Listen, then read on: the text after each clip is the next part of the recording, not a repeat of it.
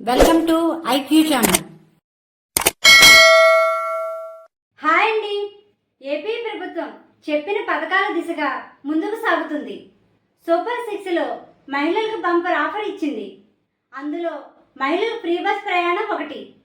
చెప్పాలంటే మహిళలకు, విద్యార్థులకు, చేతి వృత్తులు చేసుకునే వారికి, ఒక చోట నుంచి ఇంకొక చోటకి వెళ్ళే వారికి ఇది ఒక గొప్ప బంపర్ ఆఫర్ అనే చెప్పవచ్చు. మహిళలకు ఉచిత బస్ అనేది చాలా బడ్జెట్తో ముడిపడి ఉంది.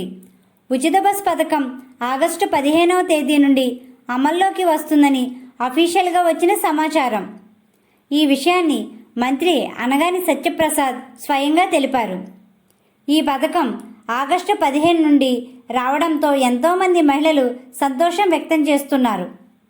ఈ పథకం ఇప్పటికే తెలంగాణ, కర్ణాటక రాష్ట్రాల్లో అమల్లో ఉంది. ఉచిత బస్సు ఏపీఎస్ఆర్టీసీలో పల్లె వెలుగు, ఎక్స్ప్రెస్లకు కూడా వర్తిస్తుందని సమాచారం. ఉచిత బస్సు పథకం ద్వారా మహిళలు ఆంధ్ర రాష్ట్రంలో ఏ ప్రదేశానికైనా ప్రయాణం చేయవచ్చు. అదేవిధంగా స్టూడెంట్స్కి కూడా గొప్ప శుభవార్తనే చెప్పవచ్చు. ఫ్రీ బస్ పథకం పొందాలి అంటే ఆధార్ అడ్రస్ ఆంధ్రాలో కలిగి ఉండాలి.